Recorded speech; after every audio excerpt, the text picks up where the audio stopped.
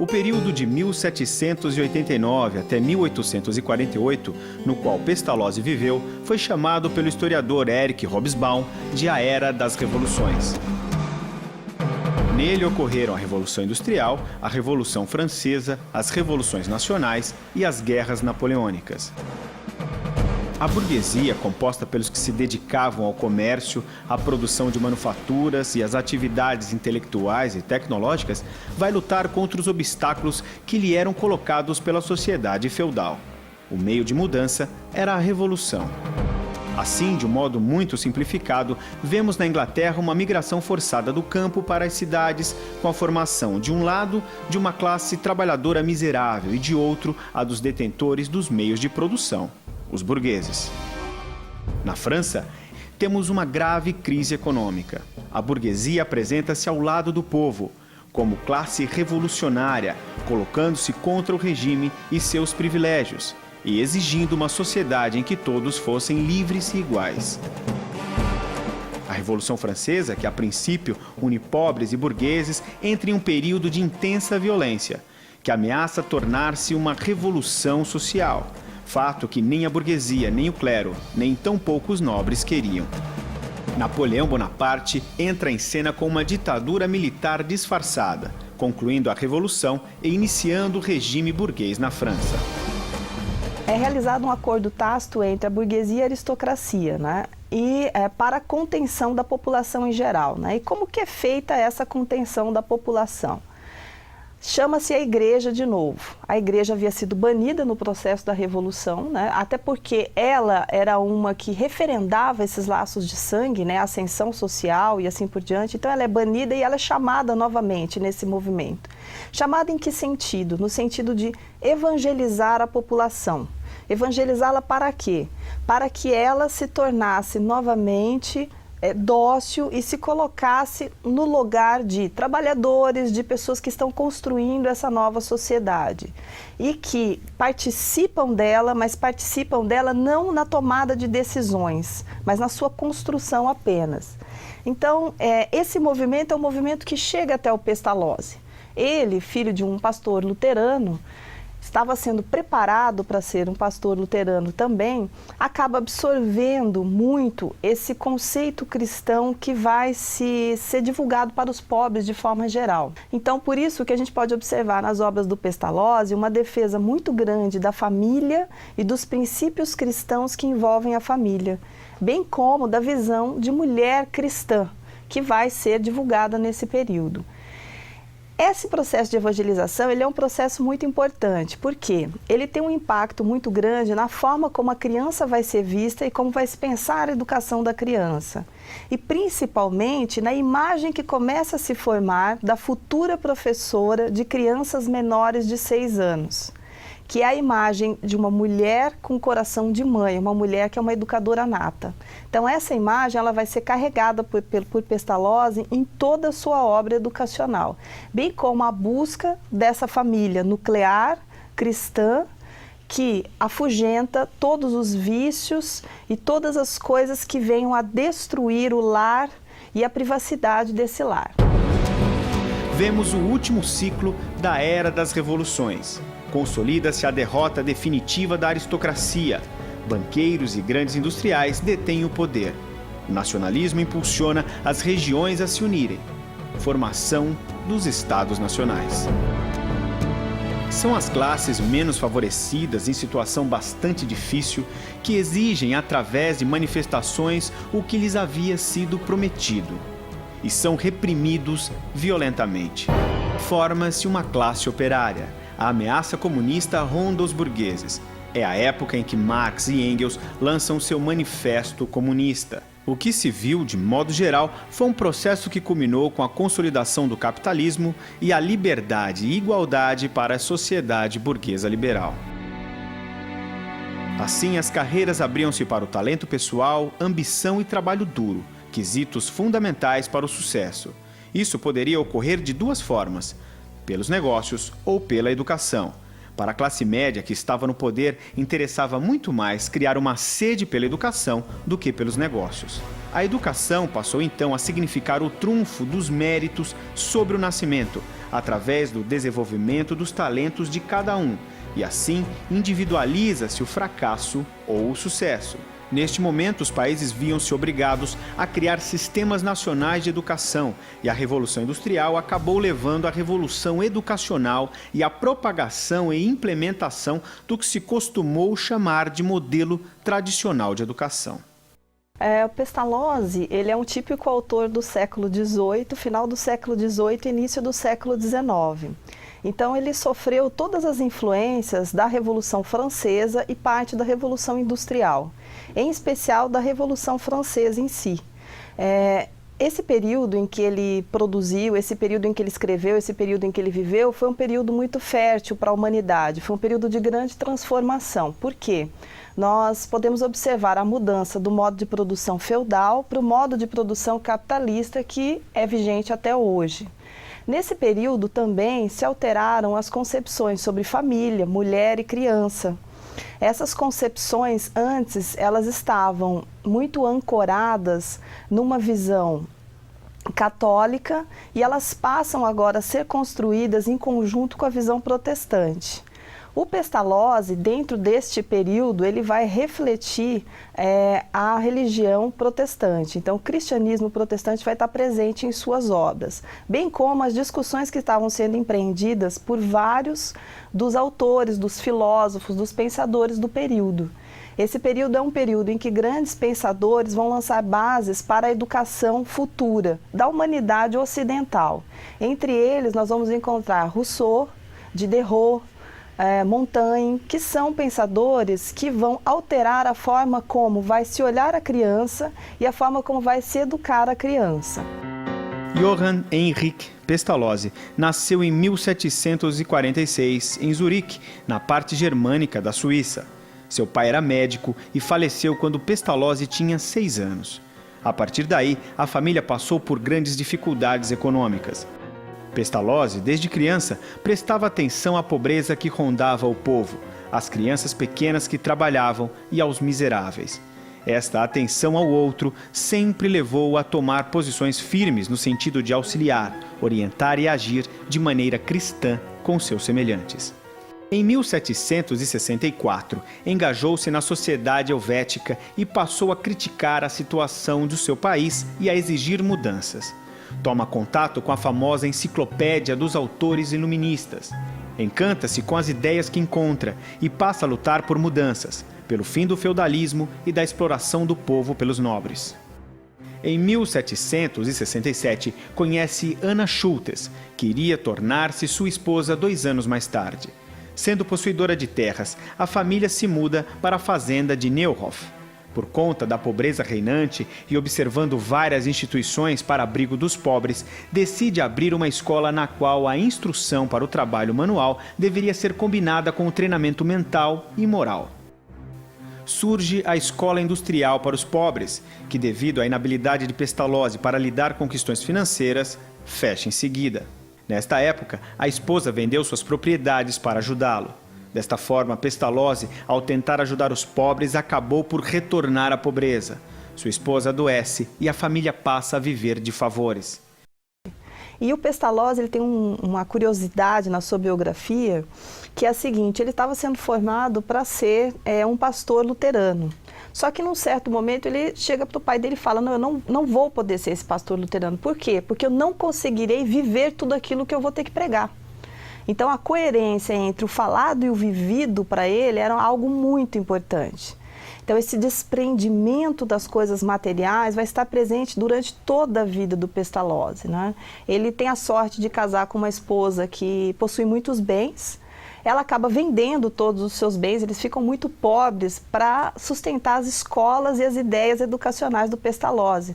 Mas isso para ele não é um problema, porque ele não está preocupado com a questão material, mas ele está preocupado com esta formação, que é uma formação que chega a ser até espiritual do indivíduo, para que ele esteja nesse mundo fazendo diferença, colocando-se no seu lugar e feliz aonde ele esteja.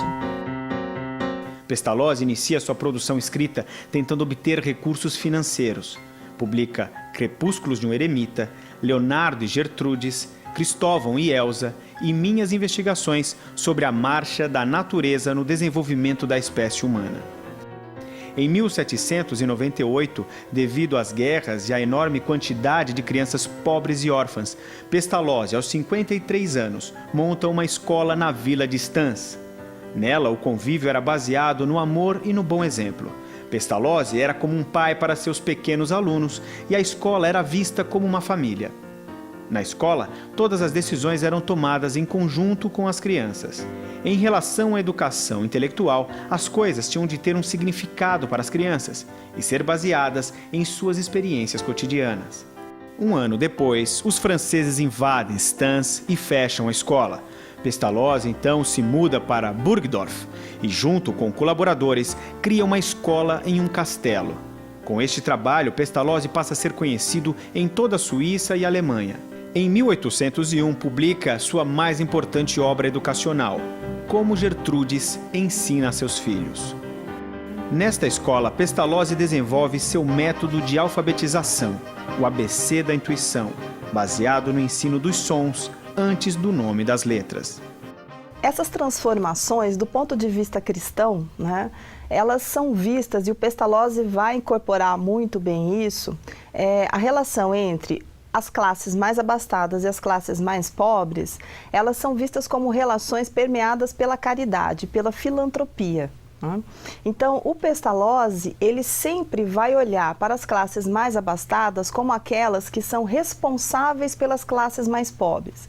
Responsáveis num sentido bem paternalista, porque elas devem ajudar essas pessoas mais pobres a galgarem o caminho para uma transformação social. Ou seja, que transformação é essa? Não é que eles venham todos a ter a riqueza ou que eles venham todos a ter o poder de decisão, mas que eles se transformem no sentido de viverem felizes no lugar em que eles estão. Isso tem a ver com a concepção liberal de homem, que está posta na Declaração Universal dos Direitos Humanos, da Revolução Francesa, aonde todas as pessoas têm que ter um ponto de partida igual. O ponto de chegada não precisa ser o mesmo, mas o de partida precisa ser. E o que garante essa igualdade, É o indivíduo ter um trabalho, ter uma casa e conseguir constituir uma família. A partir desse ponto, ele tendo essa base igual, as diferenças elas surgirão, mas não por conta da apropriação econômica ou do lugar social em que ele está, mas por conta dos talentos.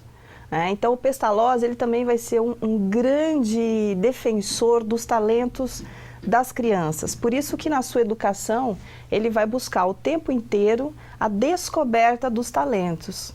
Porque as pessoas são essencialmente diferentes e são essas diferenças que marcam os diferentes locais sociais onde elas se encontram. Em 1804, também por questões financeiras, a escola é fechada, mas devido à divulgação do trabalho, é reaberta na cidade de Yverdon. Esta escola tornou-se tão famosa que recebeu alunos de várias partes da Europa, além de estudiosos e educadores, entre eles Froebel. Disputas pelo poder na escola e o falecimento de sua esposa fazem com que Pestalozzi retorne a Neuhof, onde adoece e morre em 1827.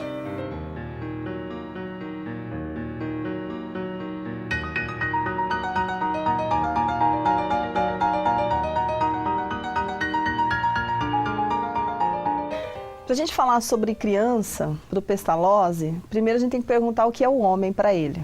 Então, essa pergunta é fundamental. O que é o homem para o Pestalozzi? O homem para o Pestalozzi é um ser espiritual em essência. Então, Deus colocou o homem na Terra e o colocou na Terra cheio de qualidades. Só que a vida em sociedade, a vida no momento histórico em que ele está vivendo, ela é uma vida que corrompe os indivíduos, que os leva ao vício, que os leva a não seguir aquele caminho que foi determinado no princípio, no nascimento. E faz com que essa pessoa perca aquelas qualidades que são qualidades inerentes ao ser humano, como a bondade, a alegria, a solidariedade. Então, pensar a criança é pensar o princípio de tudo isso. Por quê? Porque a criança, ela nasce pura. Ela é a pureza, ela representa essa pureza. Pureza essa que deve ser preservada durante toda a sua infância, para que eu possa ter um indivíduo ali na frente, que seja um indivíduo que não vá sucumbir ao que existe de ruim no mundo que o rodeia.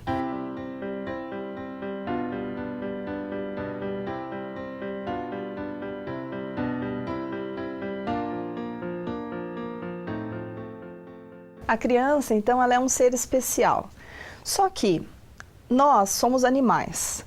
Nós temos instintos animais. O que nos torna homens? O controle desses instintos animais. Então a criança, embora ela seja esse poço de inocência, de bondade, de pureza, ela traz, num primeiro momento, mais aguçados esses instintos animais. Esses instintos animais, eles vão aparecer na primeira infância, entre um ano e meio, 3, 4 anos, por aí. E como que eles se revelam para o adulto que está cuidando da criança? Através das birras, daquela coisa da criança bater na outra, morder a outra, né? Então, aí é que esse instinto animal se revela. Então, para o Pestalozzi, esse instinto animal infantil, ele deve ser reprimido. Reprimido por quê? Porque ao reprimi-lo, eu mato qualquer possibilidade de desenvolvimento de um ser egoísta, de um ser que não esteja aberto à solidariedade e à bondade. Porque essa primeira manifestação do instinto animal, que ocorre entre 1 ano e meio e 4 anos, ela demonstra que a criança não está afim de interagir com os outros, ela não interage com os outros, ela está muito voltada para ela. Então esse movimento, se eu deixar que ele permaneça, eu vou fazer com que esse indivíduo lá na frente seja um indivíduo incapaz de olhar para o outro. E isso, para o Pestalozzi, era algo muito complicado. Então, ele já indicava que esse instinto animal fosse reprimido. Então, que a mãe, ou a educadora, ou a professora, a pessoa que esteja com essa criança, fique atenta a isso e procure matar esse tipo de atitude, fazendo com que a criança conviva harmoniosamente com as outras crianças. Então, esse é o único senão, o único porém na infância para o Pestalozzi. Tendo feito isso, a criança, se eu acompanhar o desenvolvimento dela, acompanhar mesmo, porque não se deve interferir no desenvolvimento. Eu devo acompanhar esse desenvolvimento, cuidando, guardando, para que essa criança em nenhum momento seja corrompida pela sociedade que está ao seu redor. Então, se eu fizer isso, eu vou ter um indivíduo feliz, um indivíduo integrado, um cidadão solidário e que participe de maneira ativa da comunidade na qual ele está inserido.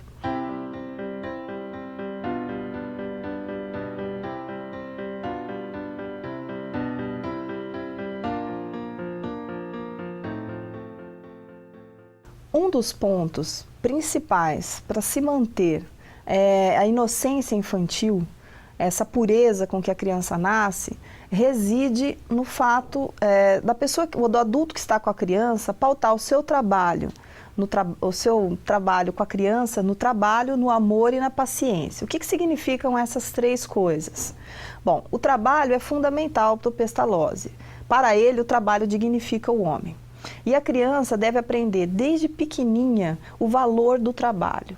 Ou seja, a criança deve aprender desde pequena o valor de manter-se ocupada. O trabalho para ele é o estar em atividade, uma atividade que seja produtiva.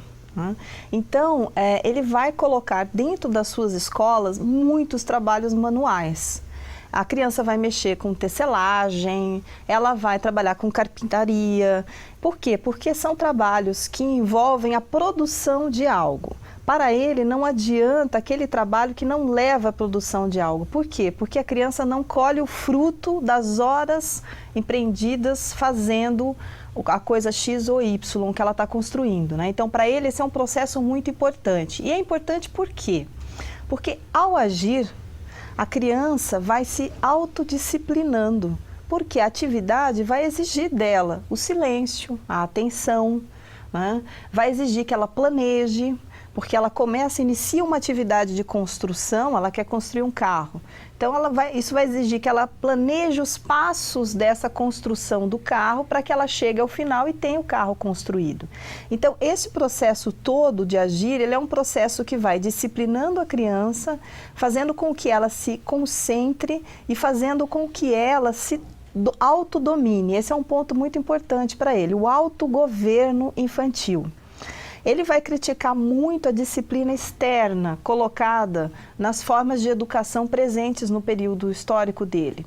E por quê? Porque ele acredita que essa disciplina externa ela é uma disciplina que não contribui para a formação da criança, porque ela interfere no desenvolvimento infantil, nas suas vontades, nos seus interesses.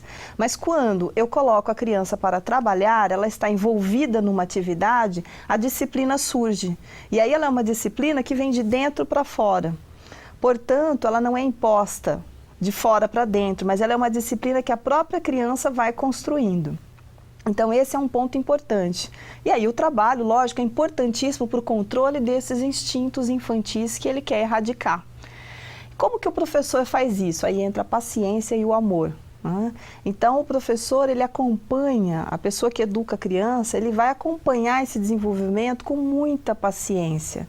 Paciência em que sentido?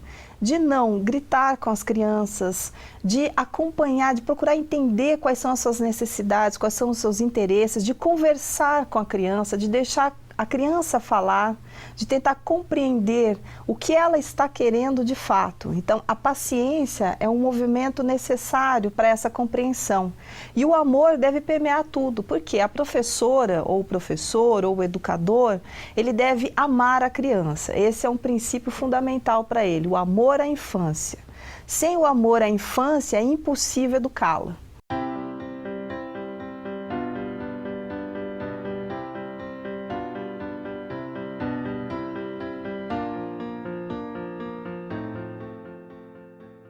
Dentro da concepção de desenvolvimento do Pestalozzi, que é um esboço, ela não chega a ser uma concepção formada ainda, até nem poderia ser por conta do período histórico, né? Então ele é um período ainda onde a criança está sendo separada do adulto, seja do ponto de vista filosófico, como também do ponto de vista biológico, né? Então a medicina ainda não evoluiu o suficiente para compreender o que é esta criança, então como ela se desenvolve, como que fisiologicamente ela está constituída. Então nós não temos essa evolução, mas o Pestalozzi, como um bom observador da infância que ele é, ele começa a dar algumas pistas disso.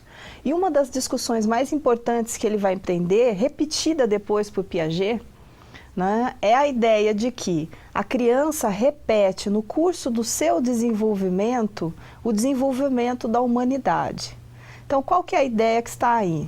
É que a criança passaria pelos mesmos passos que o homem passou, que o homem primitivo passou. Então, a criança seria como um pequeno homem primitivo que vai aos poucos evoluindo até chegar a esse homem que nós temos hoje.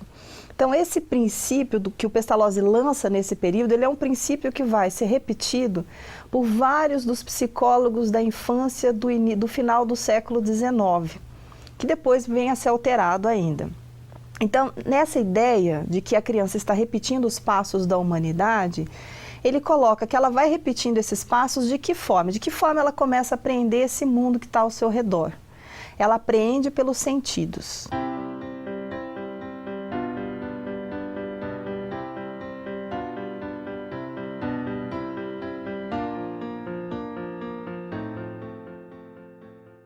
Então, por conta dessa ligação com os sentidos, né, os sentidos é que ajudam a criança a ler o mundo, é que a criança pequena tem uma ligação muito forte com o mundo dos objetos, né?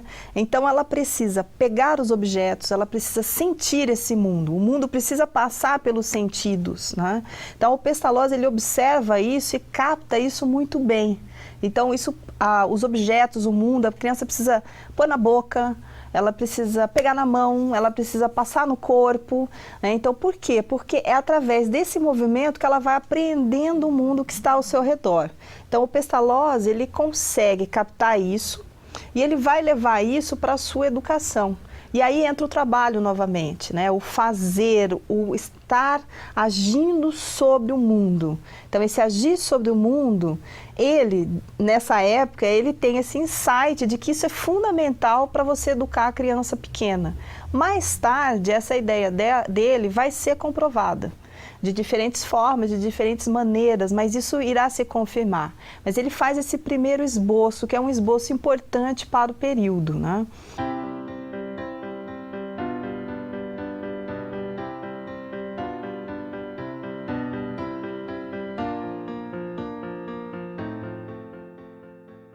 Uma coisa importante também a destacar do desenvolvimento do Pestalozzi é a relação que ele faz, o desenvolvimento da criança com a natureza, né?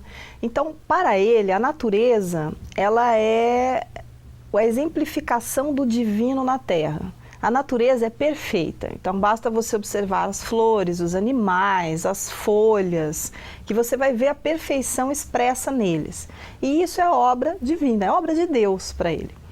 Então, a gente deve olhar para a criança e para o seu desenvolvimento da mesma forma como nós olhamos para a natureza. Então, o desenvolvimento da criança, ele é um desenvolvimento perfeito, se nós o acompanharmos e não teimarmos em interferir nesse desenvolvimento. E ele se torna mais perfeito ainda quando eu procuro harmonizar esse desenvolvimento infantil com a natureza. O que significa isso? Significa dizer que a escola, o processo educacional deve ocorrer em íntima relação com a natureza. A escola deve ficar próxima da natureza. Por isso que as escolas do Pestalozzi, ele vai montar as escolas em fazendas, junto ao campo. Porque ao observar a natureza, ao levar a criança para observar os animais, observar as plantas, o professor ele acaba despertando na criança aquilo que ela já traz dentro dela, que é essa ligação de perfeição que existe entre o seu desenvolvimento e o desenvolvimento da natureza.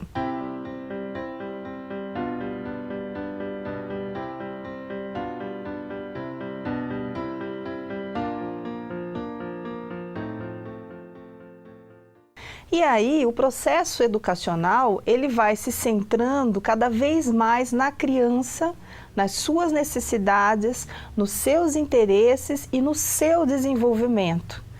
Ao contrário da chamada escola tradicional, ou da educação tradicional colocada nesse período, que o professor determinava o que a criança deveria ensinar, o professor tinha uma idealização de que tipo de indivíduo ele queria ter formado ao final do processo educativo. Para o Pestalozzi, isso não ocorre.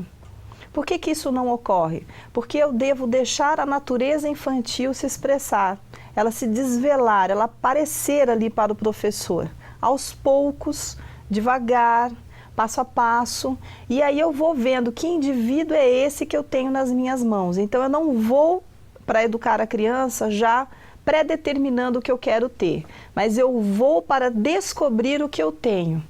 Então, a criança aí, ela passa a ser o central da vida do professor. A criança e o seu desenvolvimento. O professor, ele vai acompanhando, ao invés de puxar e estimular esse desenvolvimento, ele acompanha. E ao acompanhar, ele vai fornecendo a essa criança aquilo que o seu desenvolvimento vai pedindo, aquilo que ela vai necessitando nesse caminho que ela está percorrendo.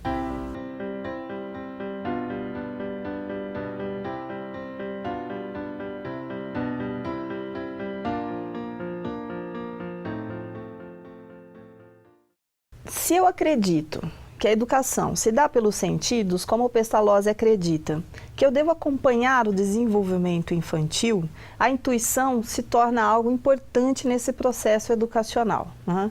Então, a criança, ela é um ser extremamente sensível ao mundo que está ao seu redor. E ela vai trabalhar com a intuição como uma forma de absorver este mundo. E o professor, ele tem que estar aberto para este movimento. Ele tem que estar atento para este movimento. O Pestalozzi, ele procura abrir o professor para isso no desenvolvimento do seu ABC da intuição. O que é esse ABC da intuição? Na verdade, é um primeiro rascunho de como que a criança adquire a linguagem escrita. Então, ele, observando as crianças, ele percebe que existe uma íntima ligação entre a linguagem escrita e o desenho. Então, ele vai incentivar o desenho como uma primeira forma de representação gráfica dos pensamentos infantis. Até esse momento, quase ninguém tinha falado sobre isso. Então, o Pestalozzi ele é pioneiro nesse movimento também, né, de perceber que o grafismo infantil é o primeiro passo para a aquisição mais tarde da leitura e da escrita. Ele também percebe, junto com essa representação do desenho, que antes da palavra escrita vem a palavra falada. Que mais importante do que a criança compreender de cara, já falar, pronunciar certinho uma palavra escrita ou uma sílaba, é mais importante ela reconhecer os sons que estão contidos naquela palavra. E ele vai trabalhar nesse ABC da intuição essa ideia de que os sons precedem a representação gráfica. Então é importante que a criança compreenda em cada palavra o que representa cada letra, ou seja, cada som que constitui aquela palavra. Isso não deixa de ser, né, um primeiro esboço do que hoje nós conhecemos como método fonético de alfabetização, que vai ser muito utilizado pela Maria Montessori na sua metodologia. Então ele dá os primeiros passos para isso. E tudo isso vai acontecendo naturalmente para a criança. Então o professor, segundo Pestalozzi, ele não precisa forçar, isso é um processo natural. Se ele fornece à criança um ambiente em que ela se sinta segura, em que ela comece a explorar o mundo, em que ela possa explorar o mundo, agir nesse mundo, este processo ele vai se desencadear naturalmente. Porque ela vai passar da manipulação dos objetos para a representação gráfica desses objetos. Então, no primeiro momento, ela precisa pegar os objetos, ela precisa sentir os objetos. Num segundo momento, ela vai querer desenhar esses objetos. E do desenho dos objetos, aos poucos, ela vai passando para uma tentativa de representação dos nomes que nós atribuímos aos objetos. Então, esse processo ele é um processo natural e tranquilo, no qual o professor deve interferir o mínimo possível.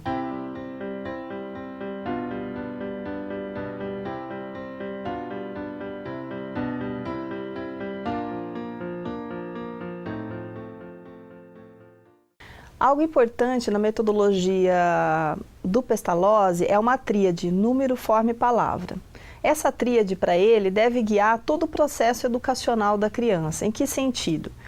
Como o Pestalozzi, ele trabalhou sempre com crianças órfãs, com crianças pobres, ele tinha uma preocupação muito grande com o futuro dessas crianças. E nessa época, ele já compreendia algo que será importante daqui a poucos anos, nesse período, que a educação é fundamental para a inserção do indivíduo na nova sociedade. É uma preocupação que está avançada para o seu tempo. Por quê? Porque ele já captou naquele momento a importância que a leitura e a escrita teriam para a vida profissional do indivíduo no futuro.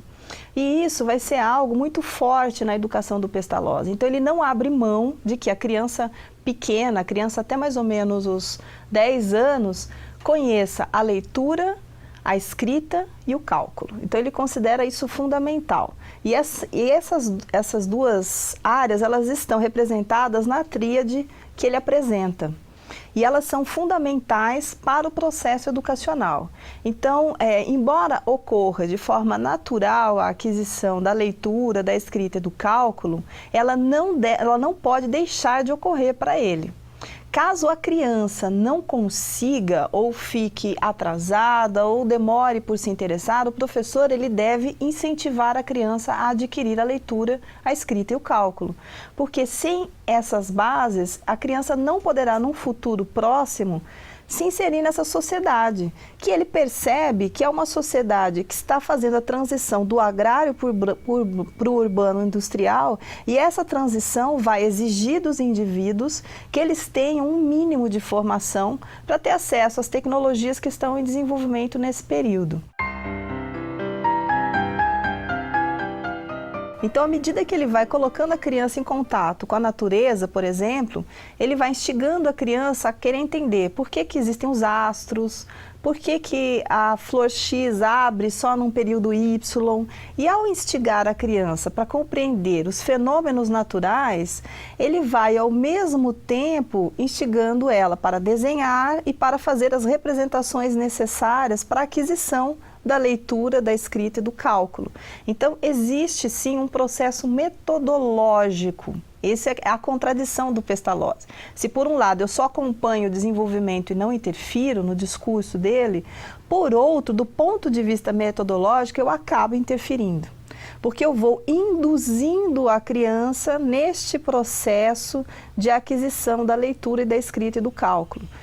O Pestalozzi, ele acaba, quando a gente olha a metodologia dele, ele acaba incorporando a grande contradição que irá marcar todos os estudos posteriores da Escola Nova, a partir do final do século XIX, que é a contradição entre colocar o centro da educação na criança, educá-la, mas acompanhando o desenvolvimento, mas sem deixar de usar uma metodologia de ensino diretiva. Então essa contradição, ela está presente na obra do Pestalozzi e ela vai marcar a obra de vários outros educadores.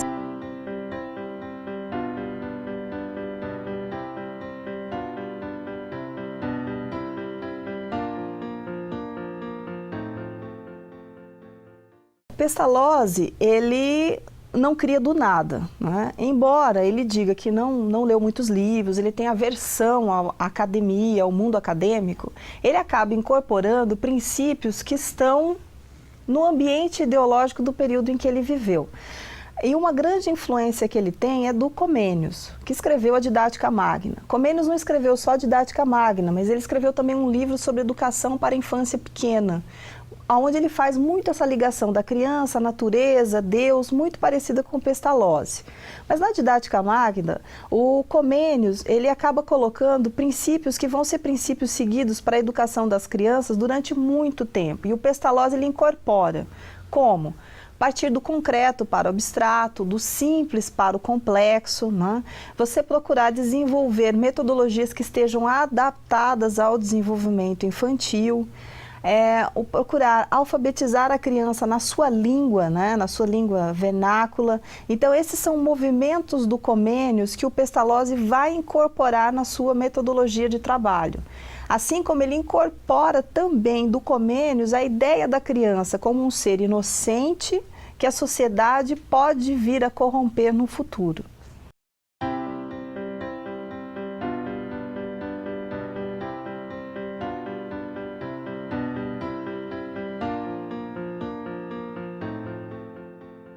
Pestalozzi, ele é considerado atualmente pelos construtivistas, não é, como um dos pioneiros das ideias construtivistas, e não é por acaso, né? Então, a época dele, ele chegou a desenvolver dentro de todo o seu arcabouço metodológico a ideia de que você deve ter certas ideias a guiarem o trabalho pedagógico do professor. Ou seja, o que são as ideias guias que ele fala? Elas são muito próximas da ideia de você ter um tema gerador para trabalhar com as crianças. Então, você escolheu um tema, e esse tema é que vai desencadear todo o trabalho metodológico a ser trabalhado com aquela criança. E trabalhado de que forma, né? O professor apresentando? Não, através de uma problematização da questão. Ou seja, eu levo as crianças para passear, elas estão em contato com a natureza vai ser sempre um ponto muito grande para ele de conhecimento, e da observação de um determinado fenômeno natural, eu vou problematizando com a criança esse fenômeno e aí eu vou incluindo conhecimentos nessa discussão que eu vou travar com a criança, tendo como fim a forma, a palavra e o número. Então, esse movimento metodológico é um movimento inovador à época. O Pestalozzi dá o primeiro passo nesse sentido, de perceber que eu não preciso chegar na sala de aula e simplesmente despejar um conteúdo, mas eu posso levar a criança a observar o mundo real, problematizar este mundo com ela e a partir daí trabalhar uma série de conteúdos que serão significativos justamente porque ela pôde perceber que estes conteúdos eles são vivos, eles têm uma existência real.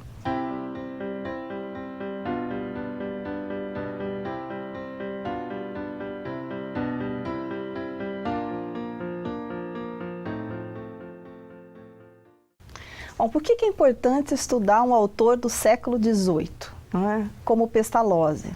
Bom, em primeiro lugar, porque nós, professores, necessitamos compreender o passado histórico que nós temos construído. Nesse sentido, nós precisamos conhecer todos os educadores, conhecer não só de forma superficial, mas de maneira aprofundada. Por quê? Cada um dos educadores que estão no nosso passado ajudou a construir a educação que nós temos hoje. E quando nós não os conhecemos, nós às vezes caímos no grande equívoco de considerar teorias que surgem como novas, mas que na verdade não são novas, mas são retomadas de falas de outros autores. O Pestalozzi, ele foi o primeiro autor a lançar as bases da escola nova, que mais tarde lançou as bases do construtivismo em si. Então, compreender a forma como Pestalozzi construiu a educação da infância, como ele propôs a educação da infância, é fundamental para nós compreendermos como que nós chegamos ao discurso educacional que nós possuímos hoje, para que nós também possamos avançar, ir além desse discurso que nós temos hoje. Então é fundamental retomar, revisitar esses autores, porque eles fazem parte do patrimônio cultural da pedagogia, da formação de professores.